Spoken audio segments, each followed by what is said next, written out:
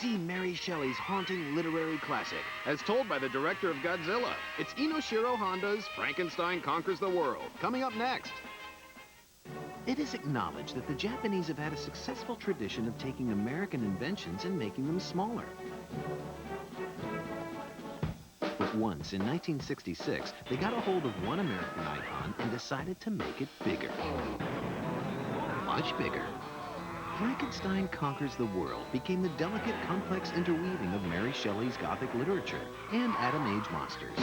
Whatever literary purists found lacking in previous film versions was no match for what the director of Godzilla had in store.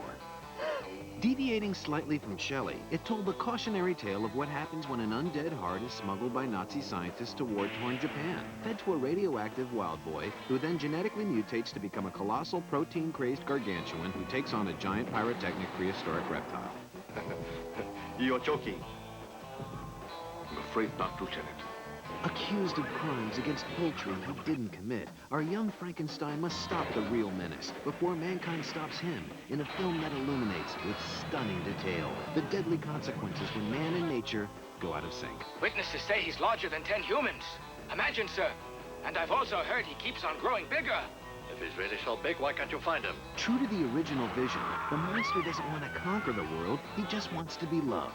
But true to director Honda, Frankenstein Conquers the World culminates in an all-out wrestling match that levels about a third of Japan and features effects that can only be known as special.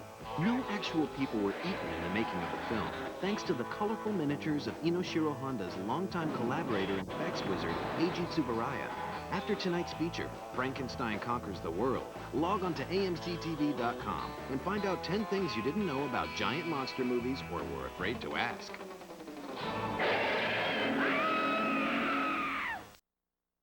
If you've ever wanted to see Frankenstein versus the giant devilfish, you're about to. That was the other name of the film that originally meant to feature a more aquatic foe.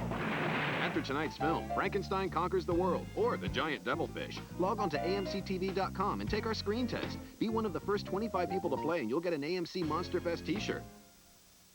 AMC's Monsterfest week continues when a 30-foot giant battles a rampaging dinosaur in Frankenstein Conquers the World. Next.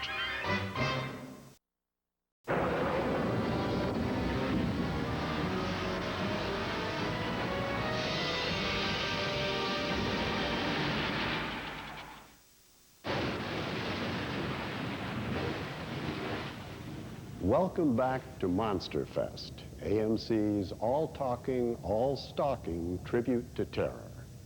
I'm Roger Corman, and we're just 3 days away from the world premiere of my new monster classic, The Phantom Eye. You can see it starting here Friday, only on AMC. Tonight's Monsterfest feature is a touching story of a carefree young boy who grows up to be Frankenstein. And when I say grow, I mean grow. Japan has traditionally been the home of mammoth monsters. So after exhausting Godzilla, Ghidorah, Gamera, and a slew of supersized serpents, a jumbo Japanese-style Frankenstein was inevitable. Nick Adams plays Dr. James Brown, an American scientist and the godfather of soul, I think. You figure it out.